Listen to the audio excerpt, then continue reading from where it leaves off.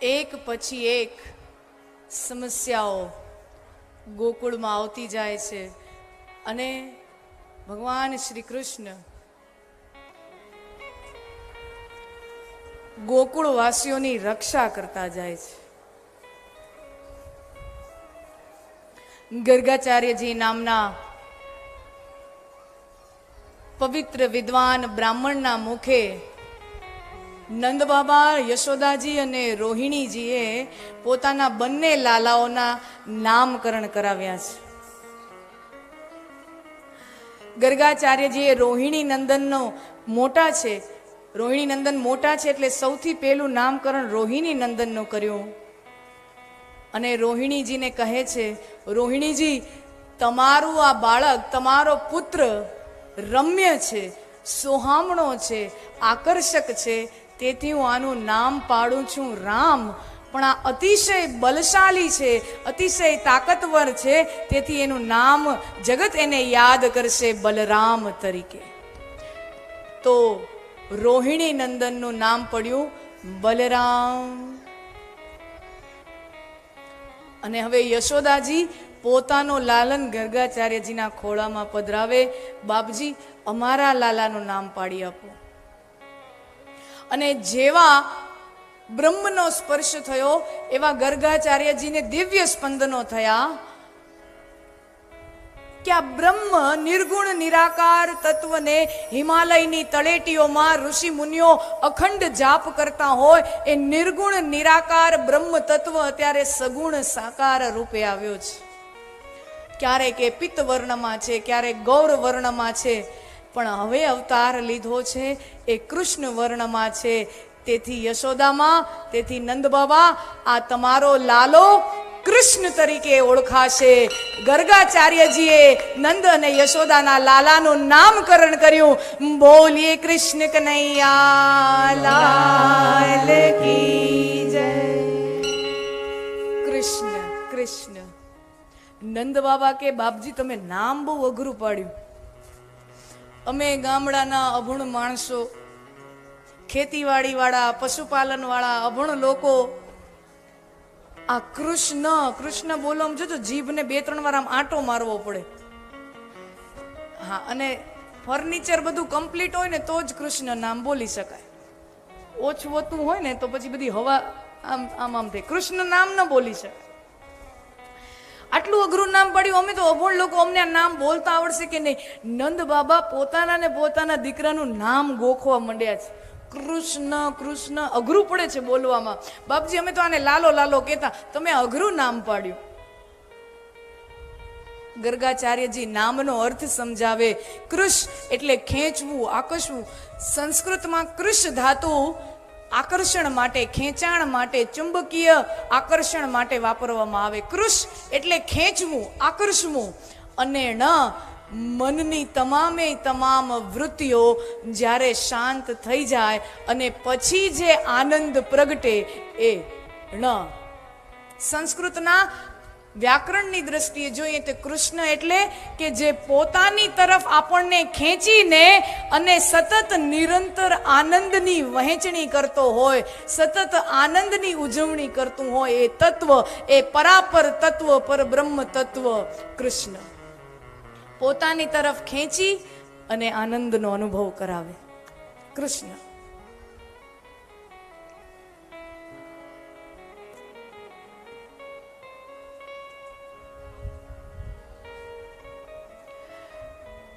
અને બહુ જ નાની ઉંમરમાં વિચક્ષણ પ્રતિભાનું દર્શન આખા ગોકુળવાસીઓ કરે છે. અને લોકો સમજી જાય છે કે આ કોઈ સાધારણ બાળક હોય. બધા લાડ બધા બાળકો ઉપર આવે, નાના બાળકોને જોઈએ, પણ અમુક જે વિચક્ષણ પ્રતિભાઓ હોય એ બહુ નાનપણથી ખબર પડી જાય કે આનામાં કાંઈક અલગ જ દિવ્યતા છે, આનામાં કાંઈક અલગ જ પ્રભાવ છે. અને જાગૃત સમાજ એને કહેવાય. જાગૃત સમાજ, સમજનો સમાજ એને કહેવાય કે જે પોતાની વચ્ચેની પ્રતિભાને ઓળખે અને એ પ્રતિભા જ્યારે જીવતી જાગતી હોય ત્યારે જ એને બિરદાવે અને એને ઓળખે અને સમાજ એને નવાજે. એને જાગૃત સમાજ કહેવાય. નહીતર મોટા ભાગે જ્યારે પ્રતિભાઓ સંસાર છોડીને ચાલી જાય છે, પછી એના પૂતળા બને છે, પછી એના પૂજા પાઠ થાય છે, પછી એના હાર તોરા પહેરાવવામાં આવે છે. પણ આ સમાજની અંદરનો સડો દેખાડે છે. આ સમાજ જાગૃત સમાજનું લક્ષણ નથી. જાગૃત સમાજ એને કહેવાય કે જે પોતાની પ્રતિભા વચ્ચે જે જીવતી હોય. ઈસુ ખ્રિસ્તને સૂલી ઉપર લટકાવવામાં આવ્યા અને સૂલીમાં સ્તંભ વડે જડી દેવામાં આવ્યા. લોખંડના ખીલા જડીને એને જડી દેવામાં આવ્યા. એ હતા ત્યારે એનો કોઈ પ્રભાવ લોકોને અનુભવાણો નહીં. પણ સૂલી ઉપર લટકાવી દેવામાં આવ્યા પછી કરોડો લોકો એને પૂજવા માંડ્યા. હતા ત્યારે કોઈ મહત્વ સમાજે એનું કર્યું નહીં, પણ લટકાવી દીધા પછી એનું મહત્વ આખી દુનિયાએ કર્યું, આખા વિશ્વમાં પૂજાણા. સોક્રેટીસને ઝેરનો પ્યાલો આપ્યો. સોક્રેટીસ હતા ત્યારે કોઈ મહત્વ નહીં, ઝેરનો પ્યાલો પી લીધો પછી ગામમાં પૂજાવા માંડ્યા. આ સમાજ આખી દુનિયામાં આમ જ થતું આવ્યું છે કે જે પ્રતિભાવાન શક્તિઓ જ્યારે સમાજની અંદર હોય છે ત્યારે સમાજ એની પ્રતિભાને ઓળખતો નથી. આ મૂર્છિત સમાજની નિશાની છે. આ સમાજની એક મૂર્છિત અવસ્થાની આ નિશાની છે. એટલે આ કથાઓ સાંભળીને આનંદ થાય, આપણને ગૌરવ થાય આપણા ગોકુળવાસીઓ ઉપર, આપણને ગૌરવ થાય નંદવાસીઓ ઉપર, આપણને ગૌરવ થાય અયોધ્યાવાસીઓ ઉપર કે ઈ લોકોએ, જો ગોકુળવાસીઓ અભણ છે, નિરક્ષર છે, બહુ ભણેલા નથી, જ્ઞાની નથી, વિદ્વાન નથી. મથુરાથી ઉદ્ધવજી આવે છે, ઈ જ્ઞાની છે, પરમ જ્ઞાની છે. પણ એને કૃષ્ણમાં બ્રહ્મનું દર્શન બહુ પાછળથી થાય છે. જ્યારે કૃષ્ણ પોતાનો મહિમા આખો ગાન કરે પછી વિશ્વરૂપ દર્શન અને કેટલો તો ઉપદેશ સખા ઉદ્ધવને આપણે છે. કૃષ્ણસ્ય સખા ઉદ્ધવ. ઉદ્ધવ કોણ છે? કૃષ્ણના સખા છે. પણ બહુ પાછળથી થાય છે. પણ જ્યારે આ ગોપીઓને, ગોકુળની અભણ ગોપીઓને, ગોકુળના અભણ લોકોને આ પ્રતિભામાં અદ્વિતીય પ્રભાવ, એટલે આપણને આ કથાઓ સાંભળીને ગૌરવ થાય કે આ શું જાગૃત લોકો હતા કે ઈ સમયના પોતાની વચ્ચે રહેલા એક બાળકની પ્રતિભાને ઓળખી લે છે, એની દિવ્યતાને ઓળખી લે છે. અને માત્ર એટલું જ નહીં, ઈ જેમ જેમ રસ્તો બતાવતા જાય, સમાજમાં જેમ સુધારો કરતા જાય, એમ ઈ રસ્તા ઉપર આખું ગામ ચાલે છે. જ્યારે ગોવર્ધન લીલા થઈ ત્યારે ભગવાનની ઉંમર 7.5 વર્ષની હતી. ભગવાનની ઉંમર માત્ર 7.5 વર્ષની હતી. અને ઈ સમયે ભગવાન એમ કહે છે, કૃષ્ણ ભગવાન માત્ર 7 વર્ષની ઉંમર, તમે વિચાર કરો 7 વર્ષના છોકરાઓને પોતાના બૂટની વાદળી બાંધતા ન આવડે. મમ્મી મમ્મી કરીને જેડા લૂસતો હોય, એને પોતાના બૂટ જોડાની વાદળી બાંધતા ન આવડે. ઈ ઉંમરમાં માત્ર ભાગવતના પ્રમાણે માત્ર 7.5 વર્ષની ઉંમરમાં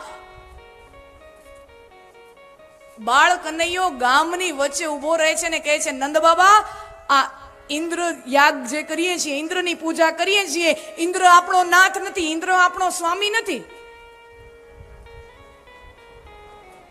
જુઓ, સંસારમાં કેટલા કરોડો લોકો જન્મે છે ને કરોડો લોકો મૃત્યુ પામે છે, કોઈ નોંધ લેવાતી નથી. કેટલાય લોકો આવે છે ને કેટલાય લોકો જાય છે, પણ એની વચ્ચે અમુક એવી પ્રતિભાઓ આવે કે જે આખા સમાજને એક આખો નવો દ્રષ્ટિકોણ આપી જાય, જે આખી સમાજને નવી વિચારધારા આપી જાય, જે આખી સમાજને નવું પથદર્શન કરાવી જાય, અને સમાજ પછી એ પથ ઉપર ચાલે છે. અને કરોડો લોકોની વચ્ચે અમુક આવા જૂજ લોકો હોય, આંગળીના વેઢે ગણી શકાય એવા લોકો સમાજને રાહ દેખાડતા હોય. અને આપણે, હું ને તમે, આ માનવ સમુદાયનો અત્યારે જે પણ કાંઈ વિકાસ થયો છે એ આવી પ્રતિભાઓના કારણે થયો છે. આવી પ્રતિભાઓના કારણે થયો છે.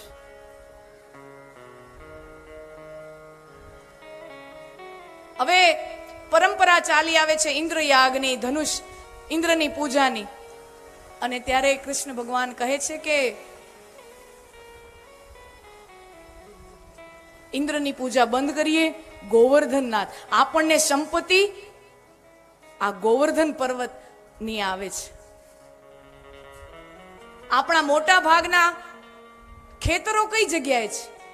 તો કે આ ગિરી પર્વતની આજુબાજુ, ગોવર્ધન પર્વતની આજુબાજુ. આપણી ગાયો ચરવા ક્યાં જાય? તો કે આ ગોવર્ધન પર્વતની આજુબાજુ. તો એનો મતલબ તો એમ થયો કે આપણા ઘરમાં આવતો સંપત્તિનો એક એક કણ આ ગોવર્ધન પર્વતને આભારી છે. જો આપણે પૂજા કરવી જ હોય તો આપણે આ ગોવર્ધન પર્વતની પૂજા કરવી જોઈએ. આ ખોટી પરંપરાઓ તોડો. હવે વિચાર કરો, સમાજમાં સુધારાની વાત કરવાની છે, ગામ આખું ભેગું થયું છે. નંદબાબાએ કીધું કે તું કેસ તો ખરો, પણ આ ગામવાળા લોકો માનશે ખરા? તો કનૈયો કે છે, બાબા તમે એક કામ કરો, ગોકુળવાસીઓની તમે extra ordinary annual general meeting બોલાવો, એજીએમ બોલાવો, extra ordinary annual general meeting બોલાવો તમે, અને આ પ્રસ્તાવ હું મૂકીશ.